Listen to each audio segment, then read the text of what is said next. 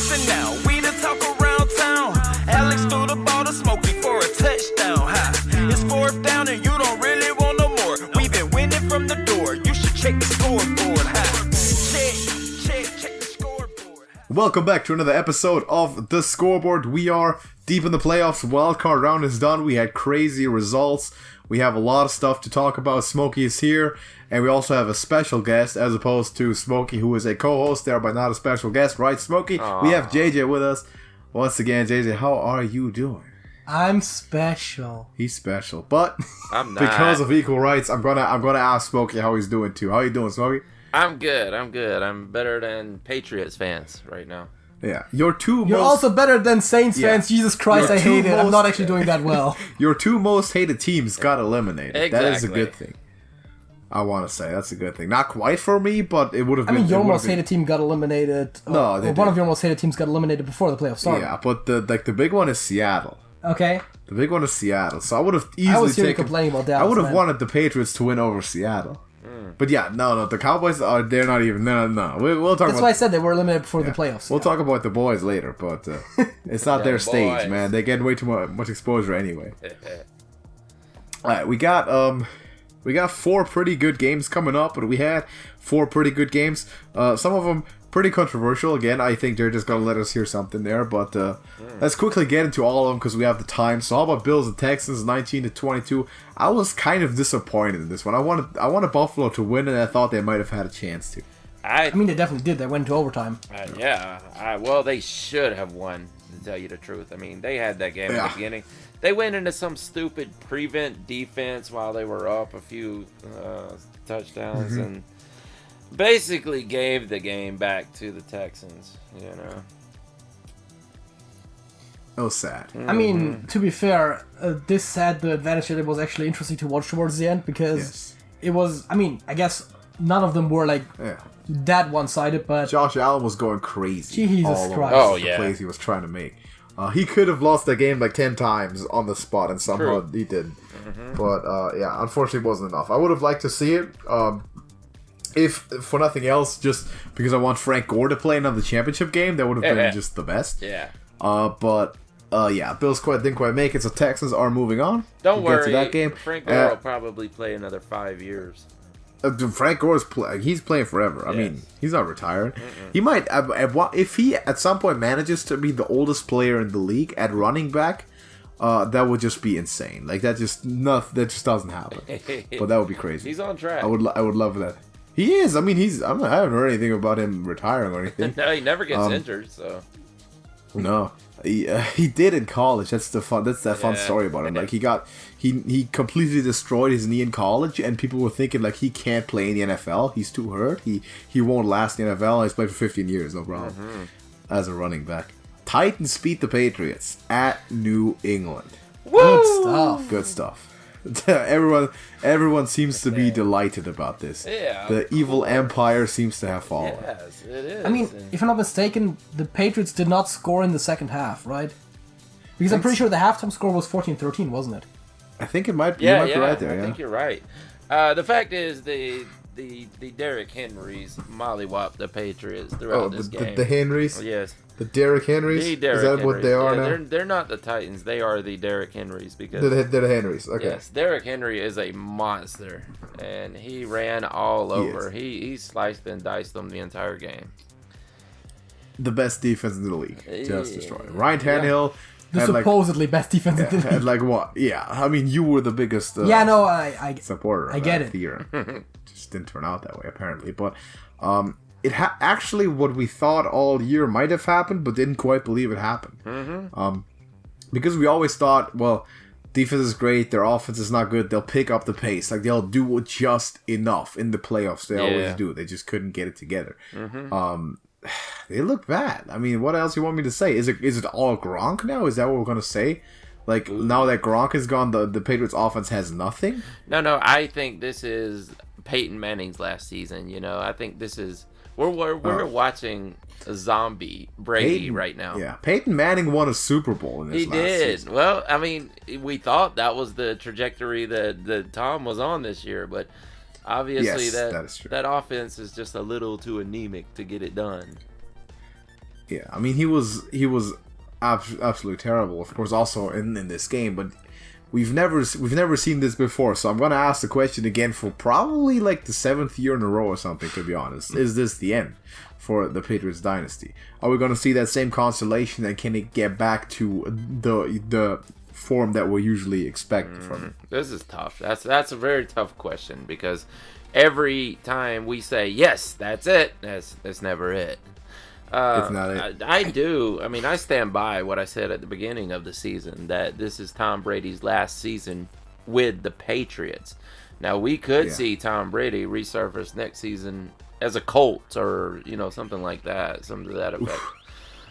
Chargers have been in the talks. Ooh, but here's the thing, and that the hypothesis or the question that I would throw out: Tom Brady leaving, does that mean it's it for the Patriots? No, that should make them better, right? Yeah, they should. I mean, we all agree that him leaving the Patriots is going to be it for him, or his success at least. Maybe. But it's a Brett Favre situation, Yeah, I've always set the end of the Patriots dynasty to the day that Bill Belichick leaves, the coach leaves, and that defense, that structure of 20 years leaves, and inevitably the whole franchise will collapse. Because that's what I was thinking. I think if Brady leaves now, that might be a good thing. Mm-hmm. Because I'm not saying that they're going to be horrible next season if Brady plays, but they probably got to train up a new quarterback unless they get one from elsewhere. Yeah, and B, the longer Brady plays, the worse he's gonna get, obviously. Yes. Like, you get experience the first couple seasons you play, but at some point you just get older. Yeah. You don't really get much more experience. That is true, yeah.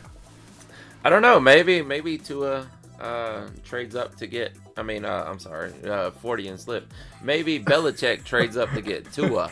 You think Tua trades his stock to be able to go to New England? Yeah, exactly. Maybe Tua trades himself down. That would not be pleasant. I do not want to see that happen. But maybe it might be the case. I don't know. Depends on the Brady situation. Depends on if Robert Kraft is gonna talk into this again, because you know that Bill Belichick wanted to get rid of Tom Brady years ago. Yes, exactly. And it's now at the point where it's very clearly not justifiable for him to play for the Patriots any longer. Mm-hmm.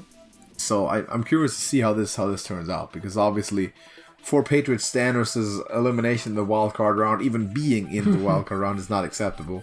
And seeing the trajectory that their division is on, this might be it. This might be the shift. I'm not gonna ever call it, but this might be it. So we'll have to wait and see. I would think that Belichick would want a new young quarterback to sit behind Brady for a season, but rather than just... you would think so, but he's had that, right? He's had that. Well, he wanted to go with Garoppolo, but he was forced to trade him away. He's had that situation lined up for himself. To end it yet, Yeah, that's exactly what he did, because Garoppolo would have been perfect, and now he doesn't have that because of some jealousy and some power or some overruling. But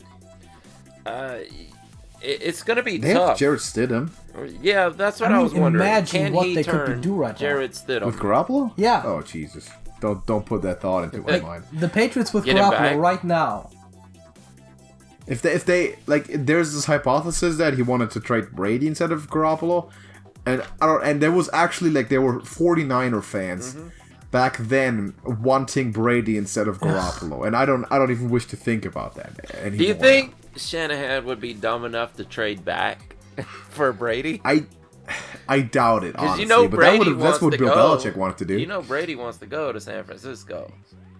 Yes, that's the one place he would go. But no, Kyle Shanahan would probably not do that. But that's what Bill Belichick wanted to do. Yes, they want to ship him off. Exactly. That would be perfect for, at least two of the parties involved here. Yeah, so that didn't happen. Luckily, I'm glad it didn't. I mean, I knew it back then, obviously, but there were people actually wanting Brady at San Francisco, which would have been San Francisco at that time was bad, mind you. Jimmy Garoppolo came to them when they were 1-10, second worst team in the league. I don't want to imagine what would have happened to Brady, how he would have looked on that team. I mean, that would have been disgusting. That would not be good. Yeah. Yeah, I know. So let's not even think about that. How about this one, JJ? You probably have something to say about this. Vikings walk into New Orleans, take a win, another one. The NFL overtime rules are bullshit, and I never liked them. Here's to the overtime rule debate. I gotta agree. Okay, man. listen. Go for it. 2 teams went to overtime in this wildcard round. Well, 2 games, went into overtime. And in both of those games, the team that won the coin toss won the game. Correct. Granted, the Texans didn't win on their first drive, but the Texans still had 2 possessions to the Bills' 1. Yes. And of course, the Vikings had their one possession and they were over the Saints. And, none. Yeah, and first Cousins just took it to him. He just destroyed him. Yeah. What are you going to do? That's the rule. Yeah, but that's why the rule is dumb. Yes, because JJ, I agree. But I mentioned this to you when I walked in here today. That's the first time you bring this up. It's not. I've said it before that I don't like this. Okay, rule. it's the first time you complain about it. Maybe the most aggressive time for sure. That's the because thing, right? You know the Saints' offense is great too. Like they would have probably gotten a touch. I'm not saying they definitively would have. They had a fumbled and throw picks all day. I know. I mean, I think the Saints had 2 turnovers and the Vikings had 1. So it's not that crazy, but it's very reasonable to say that the Saints could have won that game if they won the coin toss. I'm not saying they definitively would have. If they win the coin toss, they have a better chance of winning the game. They are favored, of course. That's true. But you can argue that that's the case for the first coin toss, the initial coin toss. Well, but the initial coin toss decides basically just which half you're starting. Yeah, you get to make your pick. It's an advantage. It's still made by coin toss. It's an advantage, but it's not nearly as much of an advantage as... Oh, yeah, on your first possession, if you get a touchdown, you just win the game. Dude, I agree with it. I don't agree with you complaining about it now. Do we have to go through a whole nother off seasons of Saints fans complaining about the rules and begging for them to change? Yeah. Again, It's not our fault if the rules are dumb. They're gonna have it done every time, though. You know that whole stupid offensive PI thing, which was only changed because of you complaining, and that's actually what you got with that final touchdown, which they just counted. Which, by the way, in my opinion, wasn't even that bad. Like, I don't think it should have been called, honestly. If it's not called on the field, it should have definitely not been overturned. Yes. But let's just call it what it is. The Vikings have the Saints number in the playoffs. Apparently, it seems like yes. He got Minnesota Miracle. He got this. Uh-huh. It just seems like it. Just weird. Though we have to say this, with the whole complaining and stuff, the Vikings played better. They were the better team in this game. I agree. Fair enough, but the overtime rules are still bullshit. Yes, they are. I agree with I that. agree with that too. I prefer But the way college overtime. the moment that you argued is not very valid right now. I do not agree with that. But yeah, Vikings are moving on, and I can't say I hate it. Last game, Seattle at Philadelphia, and this was just sad news bears all along. I did not like this the entire game because the hopes of Eagles fans and non-Seahawks fans, aka Seahawks non-fans or haters, as you might call them, went out pretty early with Carson Wentz being diagnosed with a concussion. Man, I feel bad for Carson Wentz, man. Think of the injuries he's had in his young career, and the he was the only that he could be without it. He was the only healthy elite player that the Eagles had on offense anyway. Yeah. Like all season basically. He beat an entire and a fully stacked Cowboys roster by himself in this scrapyard division with nothing. Guys from the street, just hot dog runners. And then when he's out, obviously nothing will happen. I mean, Josh McCown, I've been a fan of Josh McCown for a while. I think he was always a solid dude. He's just not the kind of guy who in a playoff game will take that roster to that win. Yeah, so that's unfortunate. I can't believe the luck there of Carson Wentz and the Eagles, man. And you know, you can't feel too bad for the Eagles themselves because of the run they've had recently, and they made it to the playoffs 3 years in a row. But I do feel bad for Carson Wentz. And I also look at the Seattle is the worst team left in the playoffs, and possibly, if you don't count the Eagles, possibly the worst team to enter the playoffs. And here we are in the divisional round with the Seahawks. I don't know. But they're gonna have to go to Green Bay and play Aaron Rodgers, so that's gonna be a tough one. Which I guess brings us to the predictions, huh? Let's start in the AFC again. We'll get to that game later. Titans and Ravens. And Smokey, actually, we haven't done this yet, but recap from last week. How did the predictions go? Not good. We tied at one game each out of 4. Damn. You had I had the Eagles right. Yeah, the Seahawks right. What? No, you had the Hawks. I had the Eagles and game. I had the Titans. What did you have right? I had the Titans beating the Pats. I had the Titans right. Other than that, we had the Bills and the Saints, and we again. both lost those. Yeah. Are you really gonna tie everything again? Are you gonna pull that move? It seems like that's how it happens. Yeah, it just seems like it. We have to make sure that can't happen. Ultimately, we'll have to pick different sides in the Super Bowl. Yeah, just to exactly. Because I have a feeling we're picking the exact same teams today. I mean, this is not tough like it was in the wild card round.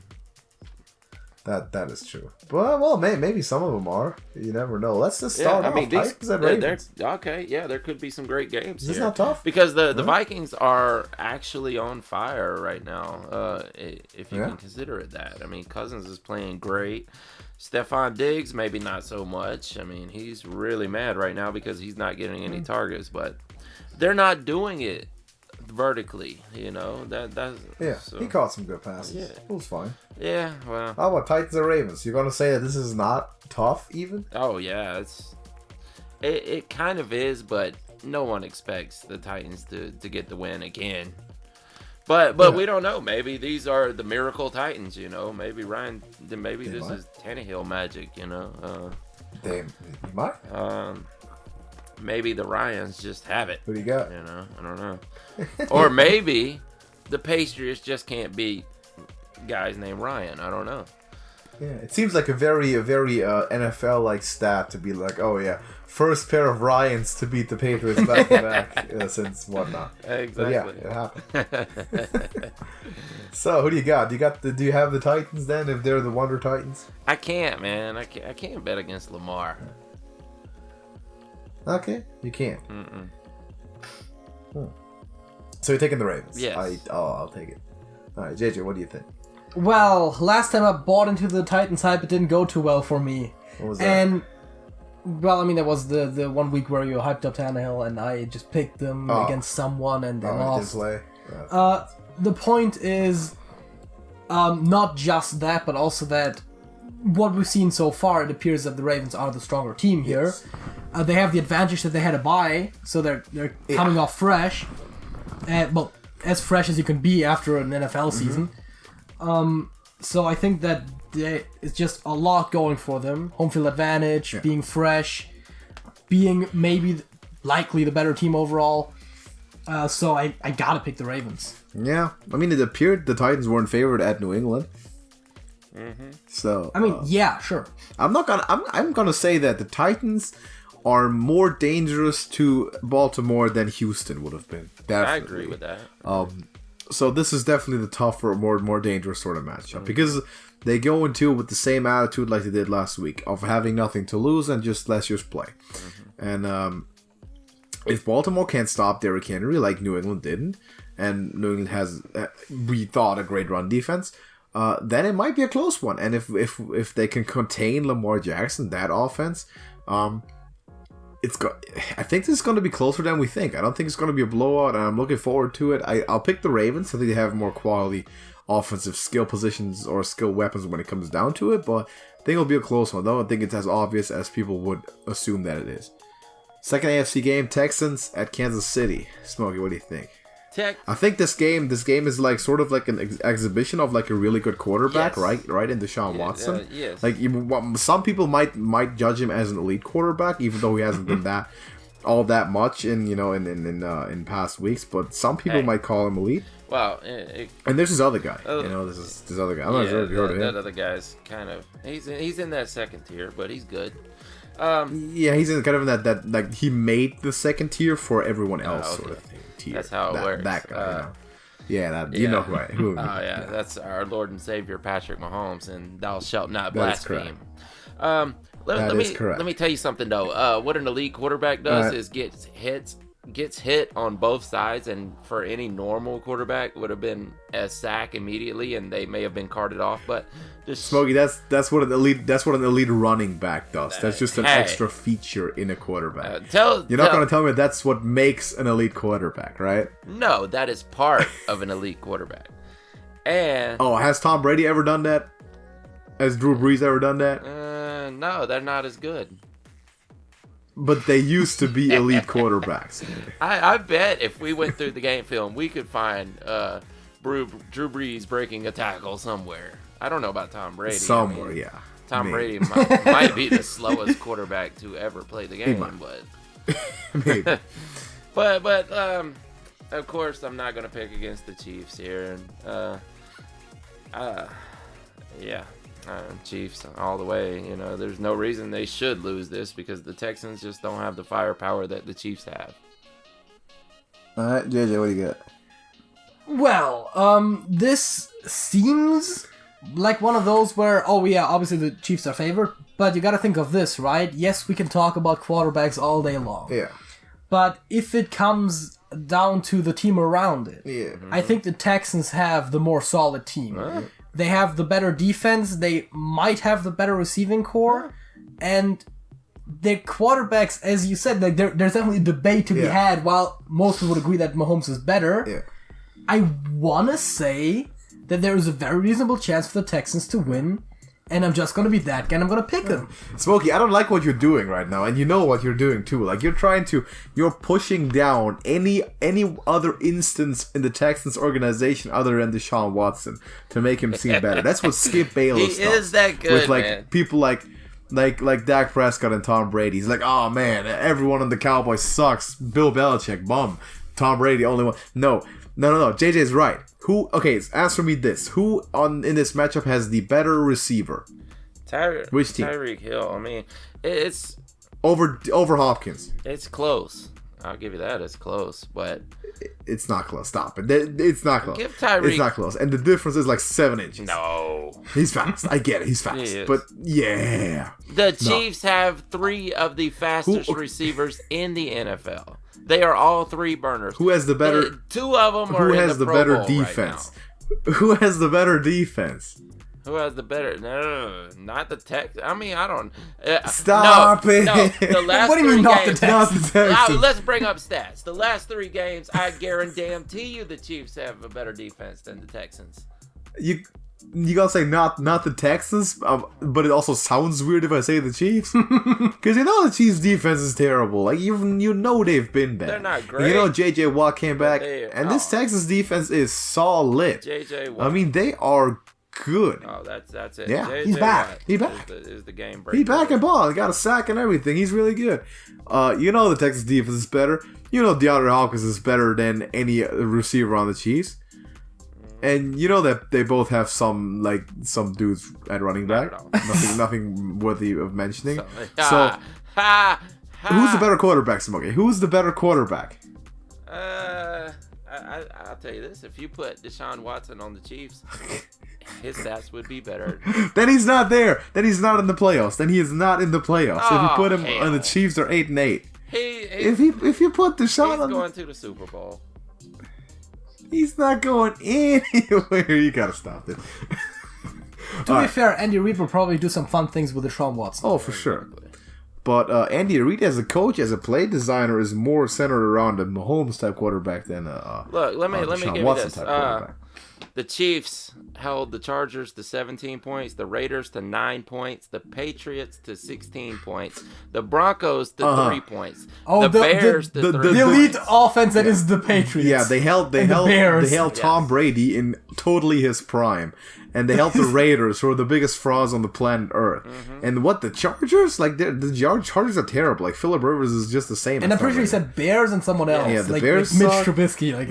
Like they are not good. The Chiefs' defense is not very good. Bringing up the by the way, I'm Texans games right now. Oh yeah, the same Broncos that the Chiefs held to 3 points put up 38 on the Texans. was it Drew Lock in both starts? What game was this? This was 12. Or it was like Joe Flacco or something. I'm about. Like Nope, that was Drew Lock. It matters. That was Drew. It was Drew Lock. All right. So they both. I haven't made my pick yet, but I'm gonna pick Chiefs. Quarterback. I'm gonna pick the Chiefs also on account of Patrick Mahomes.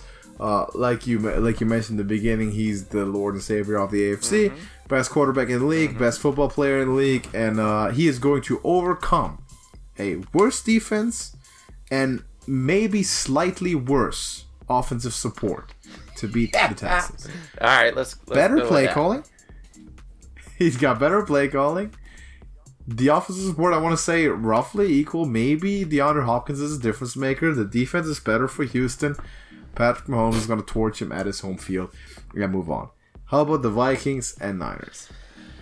Vikings and Niners. Well, I actually went into this earlier when I thought you were talking about the Vikings and not the Titans. But, yes, Vikings are on fire right now. And Stephon Diggs is mad about it, apparently.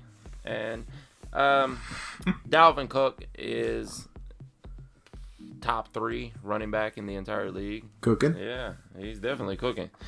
And that's makes this game really tough because this may be the toughest game to choose right here. The 49ers should win. I'll go ahead and get that out of the way. They should win. They have everything in their favor to win this game. The Vikings are coming off a hard-fought victory. 49ers coming off a bye. All around better offense by far. The 49ers have. All around better defense. 49ers have. Second in the league. Who has the better coach? I mean, obviously Shanahan's a better coach, but so is there one thing that the Vikings are better at that you've that's what I'm mentioned trying so to far? figure out. So how is it a close game? Because it shouldn't have been a close game last time, but the Vikings won. We could have said the Should it not have been a exact close- same the thing. Vikings- Sean Payton's a better coach. They have a more explosive offense. The Saints have. The defense of the Vikings is better than New Orleans. I don't know. Marshawn Lattimore is elite. But either way, they. Seen that pass rush? That Minnesota pass rush? God damn, they're good. Yeah, well, and that's what makes it close. But I'm going with the 49ers here. JJ. I'm not gonna do the whole hyping up the Vikings thing, but I'm also gonna go with the 49ers here. You know, Smokey really likes to do that. I know. The hype against his picks. It's like you're trying to influence the odds makers before you place your bet, sort of thing. Like, man, I'm gonna drop all this hype and this knowledge about this team that I'm eventually betting against, so these people might get convinced. You would be and just give me surprised better how odds. many times that works. It sounds like that's what you were doing. Yeah, no.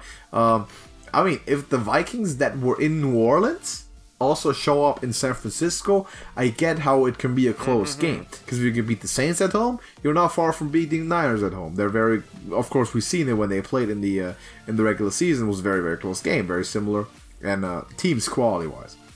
So if that Vikings team shows up at perfect strength, then it's going to be a close one.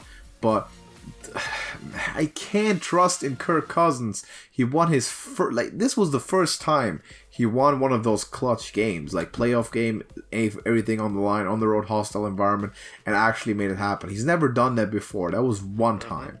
And from that one time, I just can't trust him to be able to do that again. Specifically against a rushing defense that is much stronger now than the Saints after, I think, Marcus Davenport and someone else went on IR. I don't know. You're the expert, JJ. Two very strong Saints linemen went on IR. I know that. I don't remember names. That hit the defense quite substantially, and I think the Niners will be able, no matter what the circumstances, because of the play calling, not necessarily because of the personnel, to put up points consistently on offense. And I think they'll be able to win the game if the Vikings don't show up at full strength. I don't think it should be particularly close. But if they do, it might be. And that will be an exciting one for sure. But to me, this is not the hardest one to pick of the list. We might get into it, but we might have already seen it. But let's talk about the last one first. Seattle at Green Bay. Well, this game's going to come down to Aaron Rodgers. I mean, and you never pick against Aaron Rodgers, so obviously I'm picking the Packers. And the Seahawks should not be here. I mean, I don't know. I don't really know what to make of the Seahawks. I mean, I'm pretty sure they're losing this game. I mean, the Packers should have no problem beating the Seahawks at this point.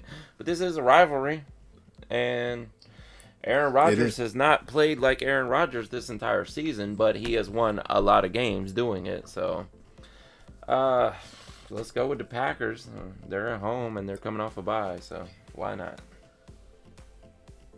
Well, there was a time where it seemed like the Seahawks might win what might just be the toughest division in the entire It was close. league. They got an inch away. And that says a lot. The Packers, yes, they did really well as well. Yeah. Maybe not quite the same situation, but the problem is, when it matters, you can usually trust Aaron Rodgers to make the difference. Mm-hmm. Which is why this game is actually kind of tough to pick. I think in a lot of other situations, if it weren't for the Aaron Rodgers factor, I mean, obviously that's a big one, I think the Seahawks are actually a very legitimate team to be here. And despite all of that, and I know I'm doing the thing, I am... You're learning. I am gonna not pick against Aaron Rodgers, and I'm gonna go with the Packers. You did all the hyping. I have a question for both of you, actually, and this is not supposed to sound like blasphemous or something, but like, how big even is the gap still between Russell and Aaron Rodgers in the trustworthy and clutch situations thing? Good question. It's really not as far as it used to be. Because we agree that they are probably about in the same tier of like absolute elite quarterbacks that can make a difference, right? Yes. But the Packers do have... So is Aaron Rodgers going to be the sole deciding factor? Because you couldn't make the argument, like, if it's not Aaron Rodgers, any other team will argue it from the other side. It's going to come down to Russell Wilson, because he's the guy that lifts Seattle, and that Seattle lives and dies with. So now we're making the argument only about Aaron Rodgers, but I think it's an argument to be made about both these guys. Yeah. Well, and we've seen almost equal parts of the savior Russell Wilson as we have the Russell Wilson that blows games, you know. And yes, he is elite. And the beginning of the season, he was playing like it, and he was playing like the MVP. Was it in the MVP race? Exactly. Yeah. The second half of the season, not so much, and we could almost say the same for Aaron Rodgers. And Aaron Rodgers, man, I'll tell you, I was kind of surprised to see Aaron Rodgers in the Pro Bowl or for the selection, you know. Because he hasn't played like it. And yes, he does just enough who would have been to win. But if that's the case... Who would you have put instead of him? Like Cousins or Garoppolo? Yeah, Garoppolo, I would think. Yeah. Maybe. Would you not? I don't know. Yeah, but Garoppolo's like... first half of the season wasn't that spectacular, right? But... When they only ever ran the ball, and he just went 8-0, just not doing nothing but running. So he just didn't pile up the stats. Well, apparently. But yeah, I think when it's a coin flip between the two, right now it's just, the name Aaron Rodgers that gets Aaron Rodgers. Exactly. I think that's the thing. But and that might be the reason that we're picking Green Bay too. In this Maybe. Yeah, but I haven't made my pick yet, and actually I'm gonna do a funny thing here because I really want us not to tie at stuff again. So even though I might be picking against the odds, I'll take Seattle. I'll take Seattle because if they win, then I really beat you in a solid with a really good pick. It's not going to be like some pick that I just sneak by you. That's just a trash pick.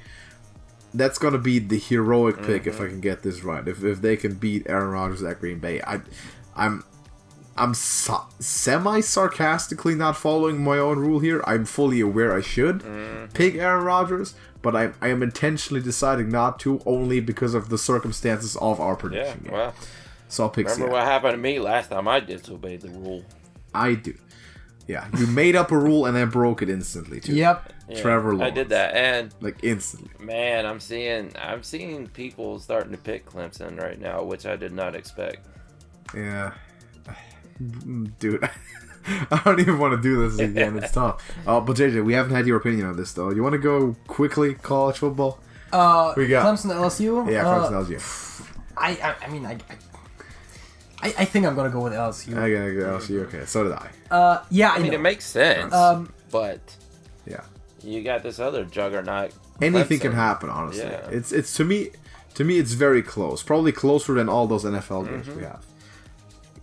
Prediction. Well, I mean, the Seahawks Packers one is definitely one that. I mean, the thing is, I did hype up the Seahawks before I picked the Packers, but I don't do that just because I really believe the things that I said. Yeah. And you probably believe it more than me. You probably believe it more than me, but I picked Seattle anyway. I mean, yes. Packers should win this game. All home teams should. Yeah. Looking at the schedules, comfortably win their games. They should. I mean, yeah, they are all coming off a bye. They're all at home. Yeah. They all had playing, better seasons. They're all playing relatively low seeds. Yeah. But we thought that last week. I mean, look at the records of the Saints and the Patriots compared to their opponents. I mean, the Texans are the only division winner that won the there's no 3 seeds that moved on. Correct. So we should be comfortable, but we never know. Exactly. But let's talk about some off-field situations that we've had, because that's what happens after the regular season. Coaches get fired, and coincidentally, it happens mostly to teams that aren't in the playoffs anyway. Yes. Wonder if that's a correlation. Maybe. The Dallas Cowboys have decided to move on from their eternal yes man, Jason Garrett, in favor of another eternal yes man in Mike McCarthy ? What do you guys think? I think it's actually a step up, to tell you the truth. I mean, people like to point out, like, oh, look how much better Green Bay is without Mike McCarthy, but they fail to look at the good years that Mike McCarthy had with Green Bay. I mean, they weren't just. You mean the years that Aaron Rodgers was even more of an Aaron Well, Rodgers? yeah, than he well, is that's these the days? debate, right? Yeah. But What has Mike McCarthy really done without Aaron Rodgers? nothing. I mean, we don't have a much of a record to look at without Aaron Rodgers. I mean, except for the Brett Hundley time, or just. Yeah, and that was not very successful, and that's my point exactly.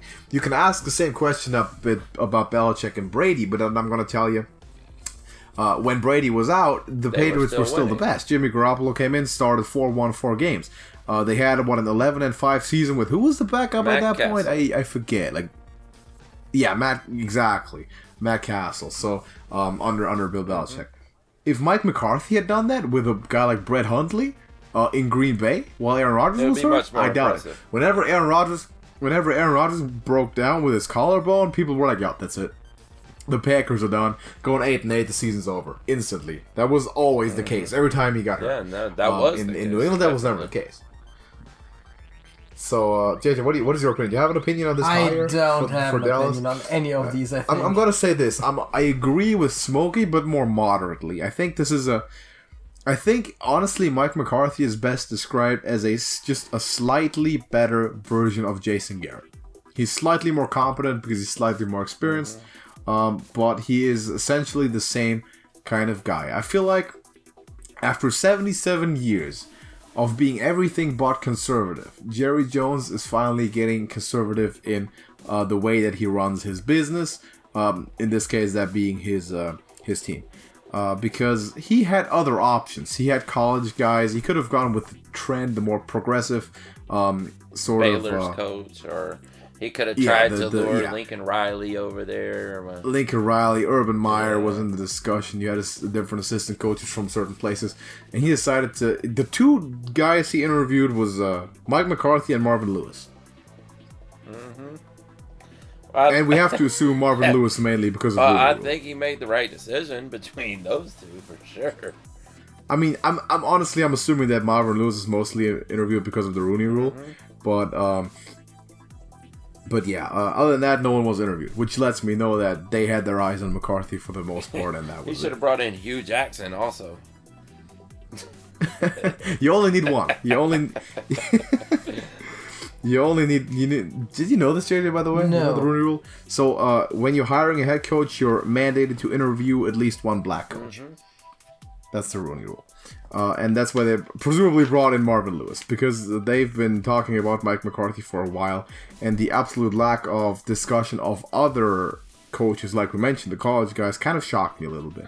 And I'm not so sure how this is going to work out with the team. And I think for the Cowboys, it might be more of the same, of just being slightly above average, but nothing more. Mm-hmm. You know, maybe like a wild card loss every other season, or a divisional round loss every other season.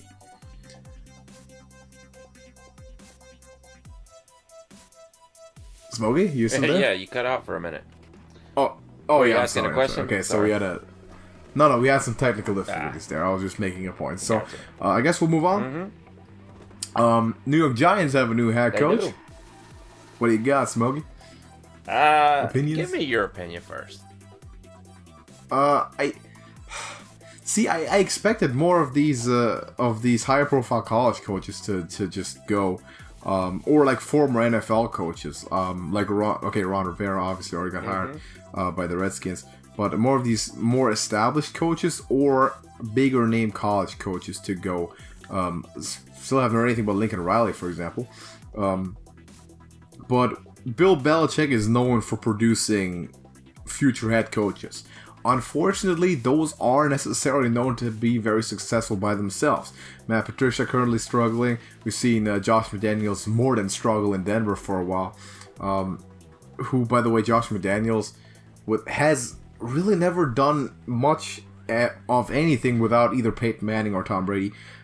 So that's a bit doubtful. But I think it's an interesting hire. I would have expected bigger names to go first. Mm-hmm. Bigger than Judge, huh? You know. Yeah, I mean, he got an assistant coach. You know what? He's got the Patriots stamp on him, but you know, it would have been crazy if they would have hired this guy Rule, Baylor's coach that went to the Panthers, and then hired. Actually, I've heard Jason Garrett being in talks for the Giants for a while. Oh, really? I think that would be a mistake. You think so? I would have thought that would have been interesting, at least. I mean, probably they've seen him for a while. They've seen how mediocre he is, but it would have been interesting at least to see him face against the Cowboys, which is like his only team ever. Mm-hmm.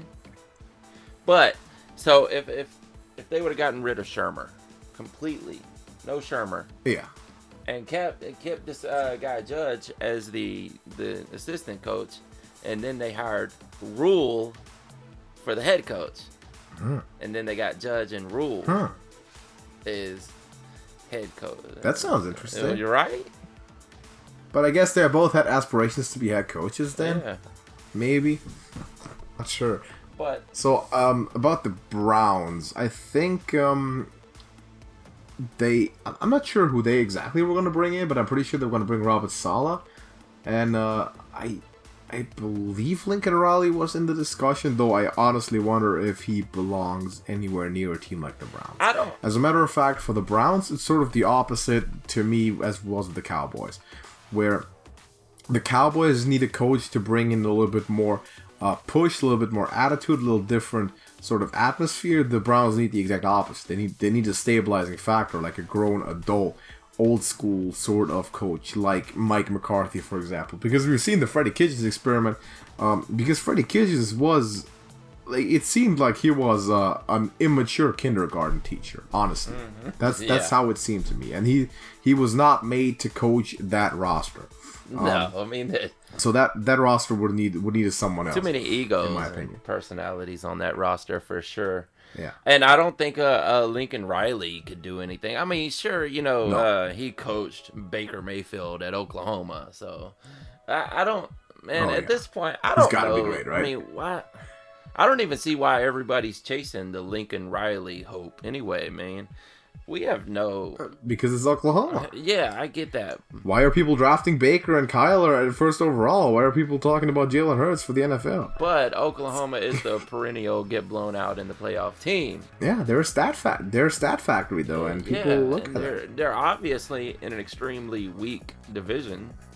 I mean, that's obvious, right? Because look at their bowl records when you compare the the Big 12 to the Big 10 or even the ACC and definitely the SEC. They get blown out. But yeah, absolutely. We don't know that Lincoln Riley is actually good enough to coach an NFL team in the first place. But we don't know if he's an established NFL coach at all. You always got to think about the coaches that come from college without NFL experience. Yeah. You got to be a bit more suspicious of that because we've seen so many fail. You get the same style of coach, but they are from the NFL. They grew up in the NFL, so to speak. Same style, same generation of coach, like Kyle Shanahan, Sean McVay, Matt LaFleur, and more, that are just different. They work in the NFL, and a lot of those college coaches we've seen fail similar to college players. But more about that maybe when all the situations settle. We'll talk about it again. But we have something that JJ wanted to bring up, and this is going to be the final topic of today. And this is a surprise topic. So JJ, what do you want to talk about? Well, so what? This is something that I think is interesting to talk about, mostly because it's basically news in some regard, and that is that the XFL has actually released a big article about like all of the like rules that are different from the NFL. They have in the past kind of talked about some of that stuff, like as examples or as like stuff how it should maybe look, but now this is official. Okay, so in case you didn't know it yet, the XFL is gonna restart or gonna resume its play for the first time in a while. Right after the Super Bowl, basically. Right after the NFL season is over, I think like second week of February. February 8th and 9th are the first games. Alright, for the XFL. And we have basically the full rule book and all the important changes at hand. So we wanted to go through that. So yeah, these are... you can go to xfl.com/rules for those who care about the specifics. And they have 5 gameplay innovations, 5 timing changes, and 5 common sense rules, as they call them. Common sense rules. I like those specifically. I think you're going to like it too, Snowball. Or have you read the article first and foremost? No, I didn't know it was released yet. You haven't. So this is also going to be news for you. That's pretty cool. So the biggest ones, of course, are the gameplay innovations, although all of those do significantly impact the game. And I guess if we want to talk about them, we're probably going to go through them one by one. I think we'll start with kickoff or the special teams. Yes. Special teams in general, because kickoff is huge. So, JJ, do you want to explain the basic situation of an average kickoff in the XFL? Oh boy, this is a lot. Never seen they have a bunch of bullet points. So first of all, the kicking team will line up at the 30-yard line. The receiving team lines up at the 35-yard line. Not on their specific individual halves, by the way. The kick coverage and the kick return team line up 5 yards apart. Oh, really? Yes.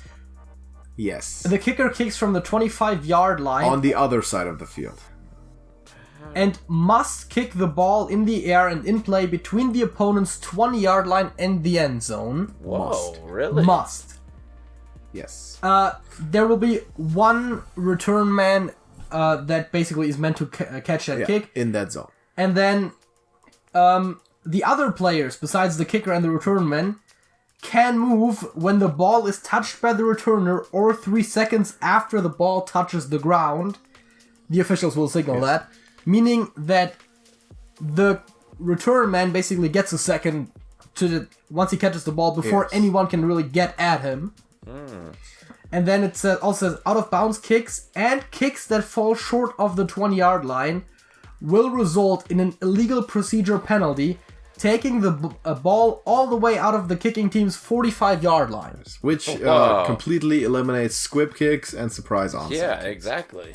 And Yes, that is gonna be major, and their onside kick is still a possibility. Yes. It has to be registered specifically with the referee beforehand, and then they'll line up. They can bring up the hands team as they would usually do.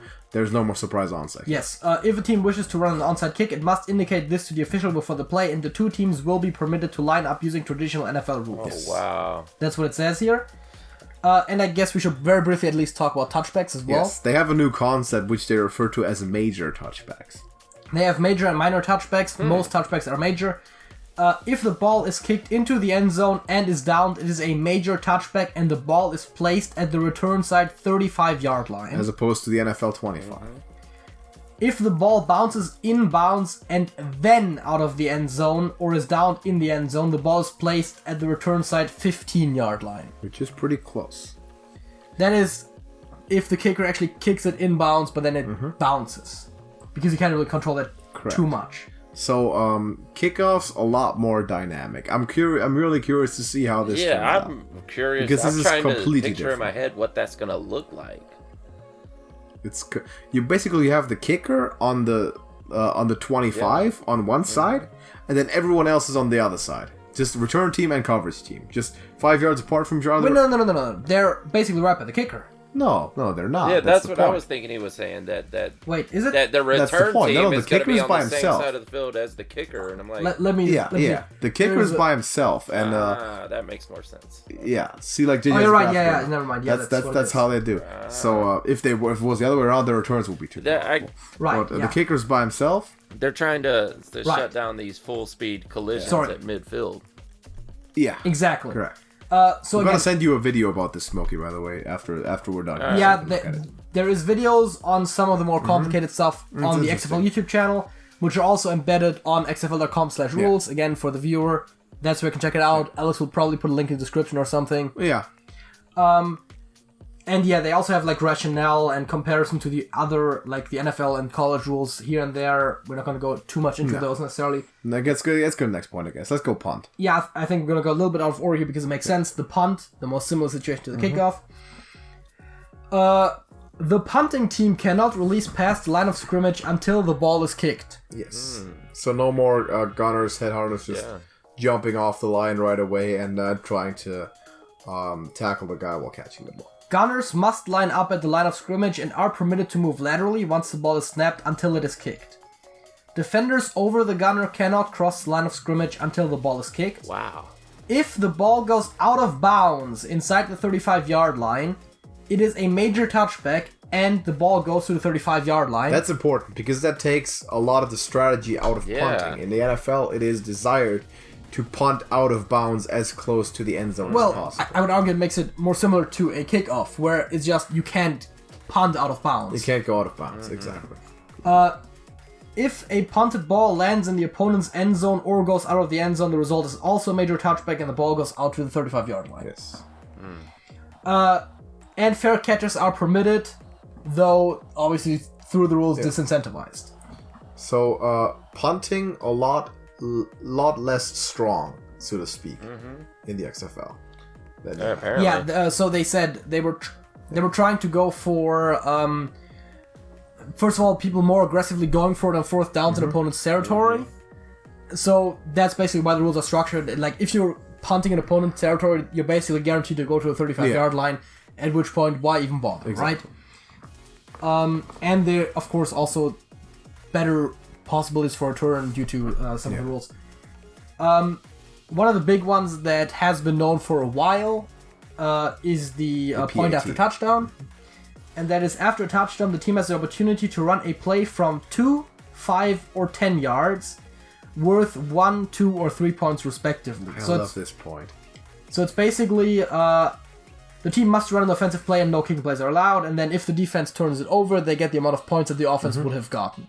So basically it's always like going for 2 in the NFL, but if you're going from the 2-yard line, it's a single extra point. If you're going from the 5-yard line, it's 2 points. If you're going from the 10-yard line, it's 3 points. I like this. I like this a lot. That's not bad. This seems really cool. No, Yeah, I like this as well. It's going to be very interesting. Obviously, this definitely takes a lot away from the kicker because you're not going to kick extra points. Yeah, so it's a lot less special teams in general in this. We'll see less punting, and we'll also see less field goals and less, well, no extra points. But to be fair, the special teams plays that they do have, in a lot of regards, are going to matter more. Yeah. If you punt, then that's a huge decision. That's a big decision. If like the kickoffs are going to matter more, and then also, well, yeah, that's pretty much it. Yeah.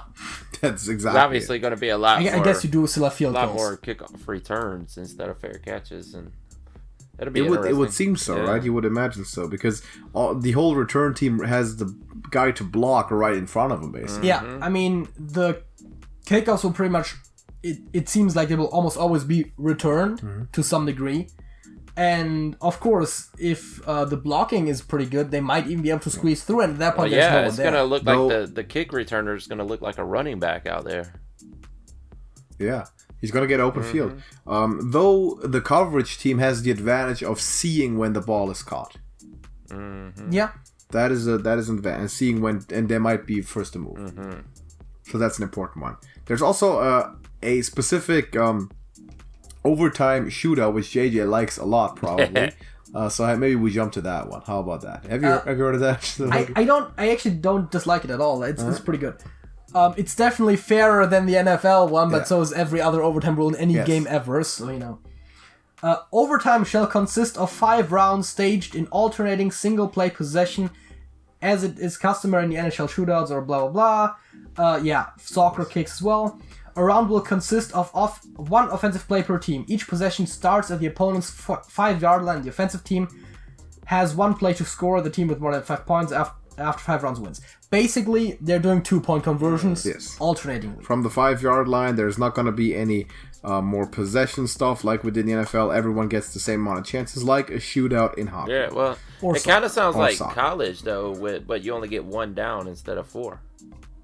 Yeah. So you don't get 1 possession, just 1 try. Exactly. So effectively, each team runs 5 2-point conversions. Whoever gets more of them wins. There's a couple of extra things. If a team is mathematically eliminated, meaning like your team gets the first 3 and the opponent misses the first 3, then it's over. Yeah. They don't run the remaining ones. Makes sense. And if you're still tied after the first 5, it's just like both teams get 1 go. Yeah. If they both make it, they get another go. If they both fail, they get another go. It's called sudden death. It's same concept as in hockey and soccer. Yeah. So, for scoring purposes, each successful overtime score is worth 2 points. The defense cannot score. If they force a turnover, the play is over. Yeah. And then there's some rules regarding the penalties. If one thing I found interesting is if the defensive team commits a penalty, the offensive team will be allowed to reattempt from the 1-yard line. Any subsequent penalty committed by the defensive team on any subsequent play, including in future rounds, will result in a score awarded to the offensive team. That's really interesting. That stacks it against the defense big time. Yeah. Too. I thought it was really interesting because if you have 2 defensive penalties at any point in this, the second one will be a score. Yeah. Even if it's not on the same play. I thought that was really interesting. And then for the offense, if the offensive team commits a pre-snap penalty, the ball will be moved back from the original spot, pursuant to regular rules, and the play will be reattempted. Which, I mean, is going to be really hard, probably. If you get more than 5 yards on a single snap thing, that's going to be tough. And if the offensive team commits a post-snap penalty, the play will end and no score will be awarded. It's very interesting. I do like this a lot. And then it says there will be a minimum of 20 seconds between plays, with a ball spotting official working in conjunction with TV and official review to signal when the next play begins. Yes. So, pretty interesting rules. Do you have anything else we need to go in depth about? I'm not sure. There is the double forward pass, which you should at least mention. Yeah, I mean, you're allowed to throw another forward pass as long as it's behind the line of scrimmage. Exactly. You are allowed to throw 1 extra forward pass if it's over the line of scrimmage. And then I guess we'll just quickly at least mention the other ones. Yeah, we'll just go through them. They have a 25-second play clock. As opposed to the NFL. Yeah, the play clock begins after the ball is spotted, which they say on average will take 7 seconds to spot, and so 32 seconds makes per play, the game basically. go faster and more dynamic. Comeback period is basically just a modified 2-minute warning. At the end of the day, what it comes down to is almost all plays pretty much stop the clock. Yes. I'm not going to go into more detail. So you don't have to take timeouts within 2 minutes, basically. Yes. Which actually takes us to the next thing. Timeouts. You only get 2 timeouts per team, and they're 1 60-second timeouts. Yeah. Exactly. They are trying to speed these games that also up. makes sense since you... Yeah. Yes, exactly. And you don't really need 3 timeouts if you don't need them in the 2-minute drill, so... Correct. So 2 timeouts per half, of course. They have a running game clock. Outside the last 2 minutes of each half, the game clock will run after incompletions and out-of-bounds plays. Yeah. So... That's not too spectacular, but we kind of knew that. There'll be no coaches' challenges in terms of the replay. No coaches' challenges, and there's a replay official who will basically constantly have a watch over it, and they're not going to overturn much.